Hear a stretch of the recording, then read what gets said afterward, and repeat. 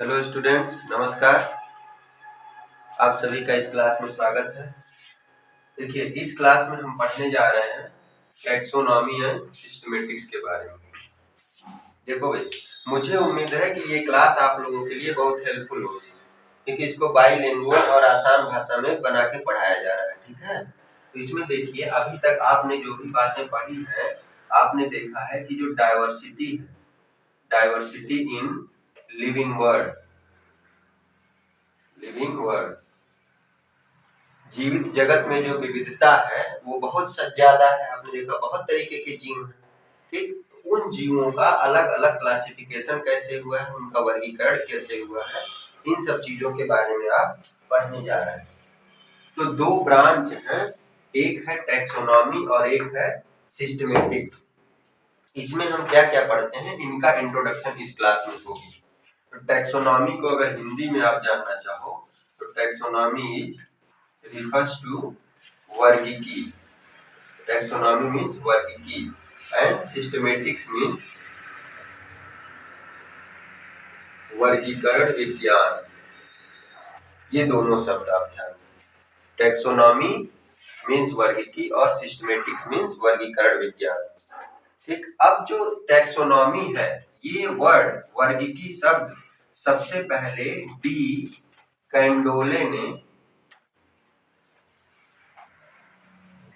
कैंडोला नामक वैज्ञानिक ने दिया था। ठीक है, ये आपका एक इंपॉर्टेंट क्वेश्चन बनता है यहाँ पे कि taxonomy given by which scientist. तो नेम आप बताएंगे उसका, डी कैंडोले। ठीक, टैक्सोनॉमी ये शब्द वर्गीकी शब्द। सिस्टमेटिक शब्द कहाँ से मिला, ये देखिए। सिस्टमेटिक शब्द एक लैटिन वर्ड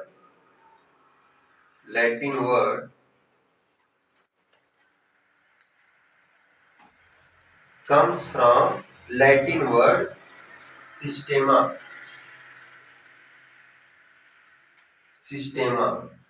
सिस्टेमा शब्द से आया है सिस्टमेटिक्स। इसका अर्थ होता है रेगुलर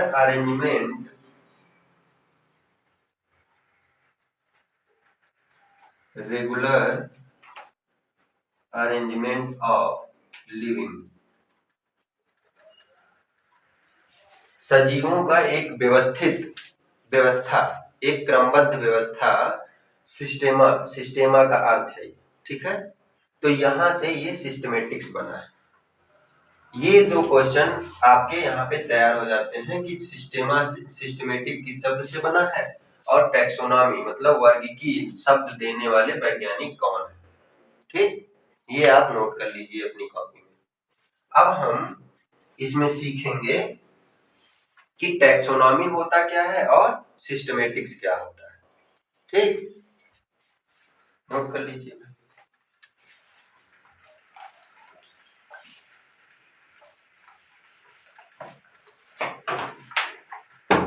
ठीक है, तो the branch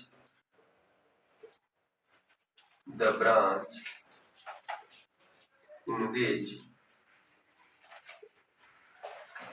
we study about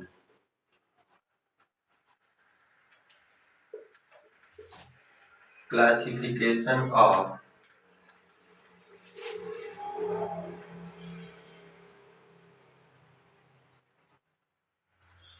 organism on the basis of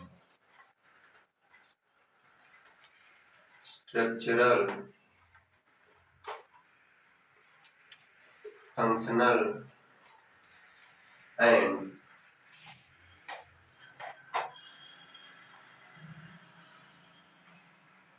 biochemical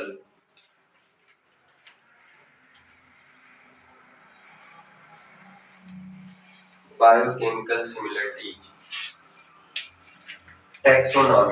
taxonomy का मतलब क्या है समझिएगा।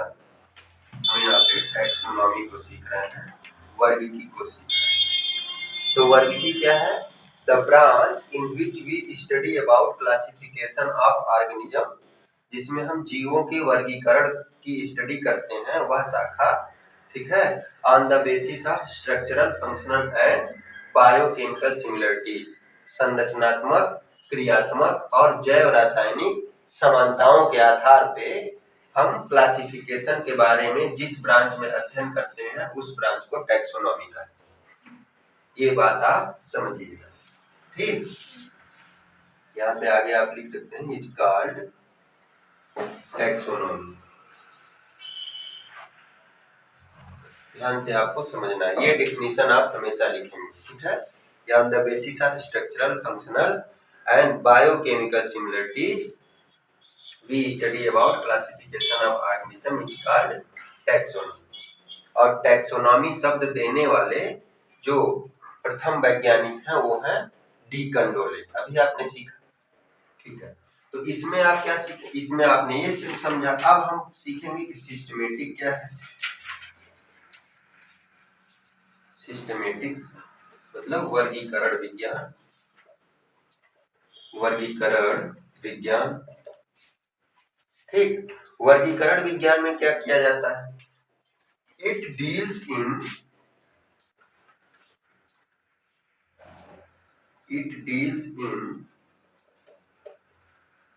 giving specific name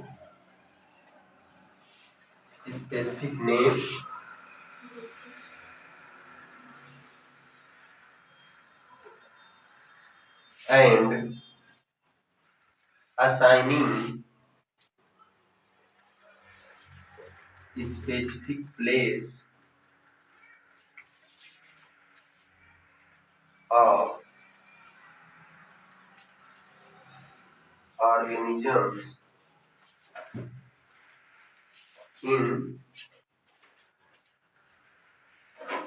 living world। मतलब ये सिस्टमेटिक्स जो है वर्गीकरण विज्ञान है वो किसमें डील करता है, स्पेसिफिक नाम देने में, स्पेसिफिक प्लेस असाइन करने में, जो जीव पहचाने गए हैं उन जीवों को एक विशेष प्रकार के स्थान, विशेष प्रकार का स्थान सुनिश्चित करना, उनको किसी वैज्ञानिक पद्धति के अंतर्गत नाम देना, ठीक है। इस संसार में जितने जीव हैं उस ब्रांच को, ये सब डीलिंग जिस ब्रांच में होती है उस ब्रांच को हम कहते हैं सिस्टमेटिक्स, ठीक है। मतलब गिविंग द स्पेसिफिक नाम, असाइनिंग स्पेसिफिक टास्क, जीवों का कहलाता है क्या, सिस्टमेटिक्स, ठीक है। ये बात समझ आई। अब आप इससे पहले अभी आपको बताया गया है कि ये जो सिस्टमेटिक है वो सिस्टेमा, लैटिन वर्ड सिस्टेमा से डिराइव हुआ है, Latin word derived from systema, this word systematic derived from systema which is Latin word, and the meaning of systema is regular arrangement of living, सजीवों का एक व्यवस्थित व्यवस्था, एक अरेंजमेंट, समझ गया, इसको हम क्या कहेंगे, सिस्टेमा कहेंगे। अब इसके बाद आपको समझना है कि भाई नॉमेनक्लेचर क्या होता है, क्योंकि आप जानते हैं कि जब जीवों की पहचान हो गई कि कितने प्रकार के जीव हैं, कौन से जीव हैं, तो उनको एक बेहतर नाम देना पड़ेगा ना, जिससे वो इंटरनेशनल लेवल पे अपनी पहचान बना सके। नहीं तो अलग अलग जगहों पे उनका अलग अलग नाम रहेगा, तो इससे क्या हो जाती है, एक परेशानी हो जाती है, एक असुविधा होती है उनके स्टडी के बारे में। तो इसके लिए एक इंटरनेशनल नॉमेनक्लेचर सिस्टम होगा जिसके अंतर्गत उनका नामकरण होगा। तो अब आप सीखेंगे कि ये नामकरण करने वाले प्रथम वैज्ञानिक कौन है, किन्होंने ये बात शुरू की और नामकरण करने से फायदा क्या होगा, ठीक। तो ये चीज आप जरा नोट कर लें, इसके बाद हम आगे बढ़ते हैं, ठीक है। यहाँ भी आप लोग लिख लीजिएगा, कुछ बच्चे आप भूल जाते हैं वो लिखना, फिर बाद में आप रिवीजन करते हो तो आपको मिलता नहीं है। तो ये सिस्टेमा का मतलब क्या लिखना है आपको, regular arrangement of living, regular arrangement of living, ये चीज आपको लिखना है, ठीक।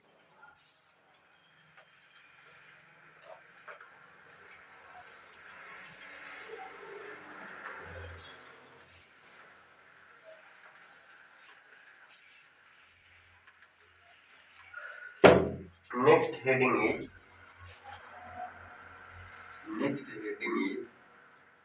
Basic function of taxonomy. Basic function of taxonomy. Taxonomy का बेसिक फंक्शन क्या है, बेसिक कार्य क्या है, ठीक है। तो टैक्सोनॉमी का जो बेसिक कार्य है वो जीवों को पहचानने के बाद उनका नामकरण करना, ठीक है, उनको एक वैज्ञानिक पद्धति के अनुसार उनका नामकरण करना, नाम देना, एक व्यवस्थित क्रम में रखना, एक व्यवस्थित सिस्टम के अनुसार उनका ग्रुप बनाना, ये सारा काम टैक्सोनॉमी का है। तो इसको हम इस तरीके से समझ सकते हैं। पहले क्या हुआ, आइडेंटिफिकेशन। आइडेंटिफिकेशन माने पहचान करना, पहचान करना। संसार में इतने सारे जीव हैं, उन जीवों को पहचानना, उन जीवों को खोजना, ठीक है। पहचान करने के बाद एक वैज्ञानिक पद्धति के अनुसार उनका नामकरण करना, नॉमेनक्लेचर करना, नामकरण, उनका नामकरण करना, ठीक है। इसके बाद उनके सिमिलरिटी के हिसाब से क्लासिफिकेशन करना। क्लासिफिकेशन मीन्स वर्गीकरण।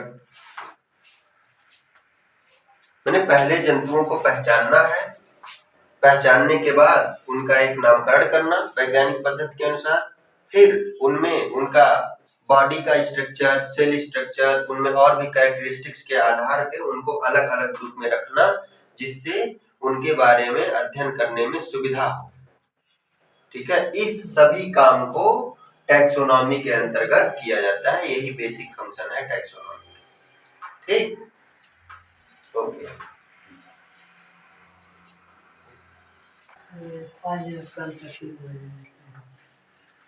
अब टैक्सोनॉमी का जब बेसिक फंक्शन आपको पता चल जाता है तो इसके अंदर आपने देखा कि एक टॉपिक है नॉमेनक्लेचर। नॉमेनक्लेचर ये इंपॉर्टेंट टॉपिक है, नामकरण। इसको पढ़ते हैं।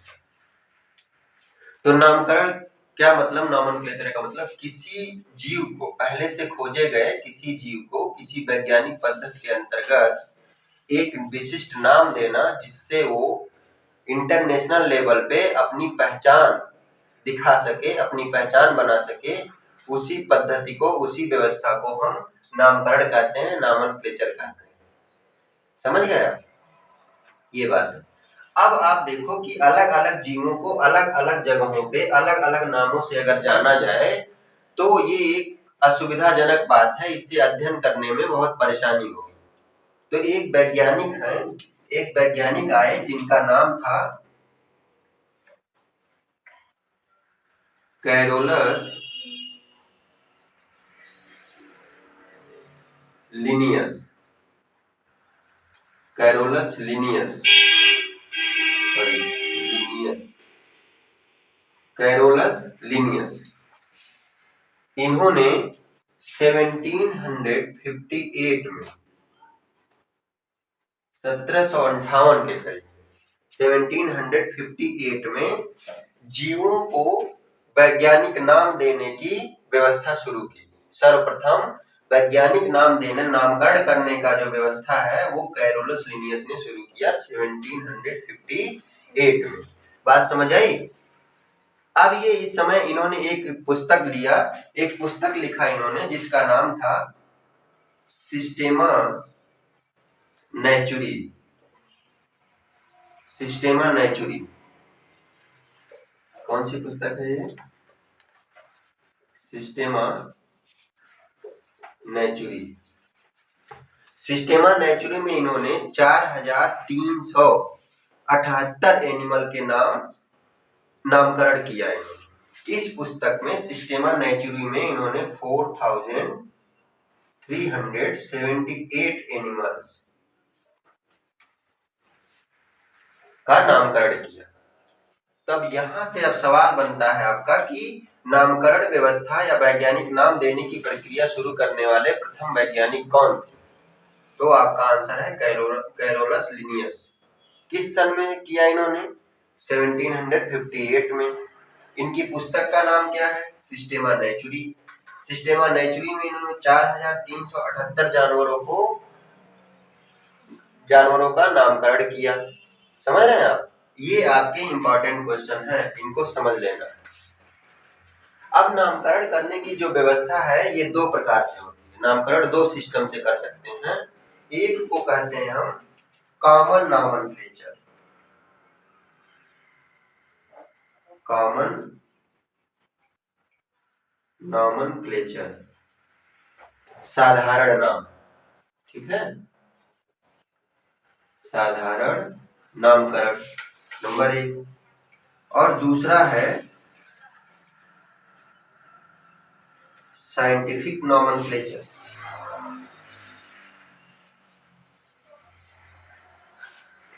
साइंटिफिक नॉमेनक्लेचर मीन्स वैज्ञानिक नामकरण। वैज्ञानिक नामकरण, ये दो पद्धति से आप नामकरण किया गया, इन दो पद्धति से। ठीक है, वर्नाकुलर नॉमेनक्लेचर भी इसको कहते हैं।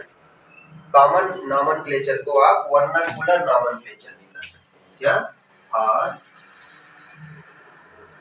वर्नाकुलर नेम, ये चीज है। मैंने जो भी नामकरण हुआ उस नामकरण को आप दो पद्धतियों में समझ सकते हैं, कॉमन नॉमेनक्लेचर और साइंटिफिक नॉमेनक्लेचर। कॉमन नॉमेनक्लेचर को आप वर्नाकुलर नॉमेनक्लेचर भी कह सकते हैं, ये दोनों नाम एक ही है। अब साधारण नामकरण को हम पढ़ते हैं, कॉमन नॉमेनक्लेचर।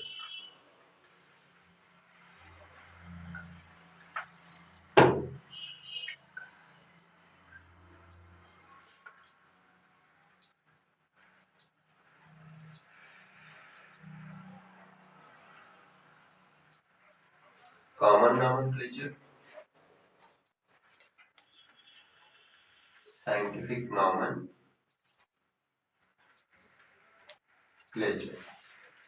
साधारण नेम या वर्नाकुलर। इसमें क्या है, इसको हिंदी में आप कहेंगे देशज नाम। देशज नाम या साधारण नाम। साइंटिफिक नॉमेनक्लेचर को वैज्ञानिक नामकरण। अब देखिए, कॉमन नॉमेनक्लेचर या देशज नाम या साधारण नाम ये होते हैं जो लोकल जगहों पे बोले जाते हैं। हर देश में अलग अलग चीजों का अलग अलग नामकरण होता है, उनको हम देशज नाम कहते हैं। जैसे अगर हम एग्जांपल लेके समझें तो हम अगर धान की बात करें, इसकी चावल की बात करें, हम राइस की, चावल की, तो चावल को इंडिया में किसी और नाम से बोलते हैं, इंग्लैंड में किसी और नाम से बोलते हैं। ठीक है, ऐसे ही इटली में किसी और नाम से बोलते हैं। तो इस तरीके से हर देश में अलग अलग नाम रख लेना किसी चीज का साधारण नाम या देशज नाम का नाम। जैसे इंडिया में अगर आप राइस को बोलोगे, इंडिया में कहा जाता है राइस को धान। ठीक, ये सभी जानते हैं। अजीब लगेगा जो लोग यूपी के हैं या बिहार के ऐसी जगहों पे जहाँ पे धान पैदा होता है, क्योंकि धान और चावल वो अलग अलग है। इंडिया में चावल को धान बोला जाता है, जबकि इंग्लैंड में उसे राइस कहा जाएगा और इटली में राइसो बोला जाता है। ठीक, ऐसे ही दूसरा एग्जांपल लो, अगर आप, एक डोमेस्टिक बर्ड है, डोमेस्टिक बर्ड माने घरेलू चिड़िया, घरेलू चिड़िया जिसको इंडिया में इंडिया में गौरैया कहते हैं, गौरैया, गौरैया बोला जाता है। उसे इंग्लैंड में, उसे इंग्लैंड में स्पैरो बोला जाता है। स्पैरो क्या बोला जाता है इंग्लैंड में? स्पैरो बोला जाता है। लेकिन अगर इसे जर्मनी में कहा जाए तो देशज नाम, आप देखो कि अलग अलग देश में राइस को क्या क्या कहेंगे। इंडिया में राइस को धान कहा जाता है, इसी को इंग्लैंड में राइस कहा जाता है, और इटली में उसी को राइसो बोला जाता है। ऐसे ही एक घरेलू चिड़िया है, डोमेस्टिक बर्ड है, जिसको अलग अलग देश में अलग अलग नाम से बोला जाता है। इसको हम समझते हैं कॉमन नेम समझने के लिए। इंडिया में इसको गौरैया कहा जाता है, इंग्लैंड में स्पैरो बोला जाता है, जबकि जर्मनी में उसी चिड़िया को हॉस्परलिंग कहते हैं। ठीक है, इस तरीके से अलग अलग देशों में किसी भी लिविंग का अलग अलग नाम रहना, अलग अलग नाम रहना, देशज नाम या साधारण नाम रहना, समझ गए।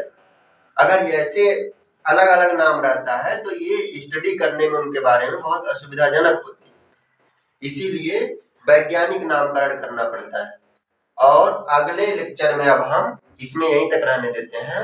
अगले क्लास में हम साइंटिफिक नॉमेनक्लेचर को डिटेल में पढ़ेंगे कि साइंटिफिक नामकरण करने के कौन कौन सी पद्धतियां हैं, इसमें किन किन बातों का ध्यान रखा जाता है।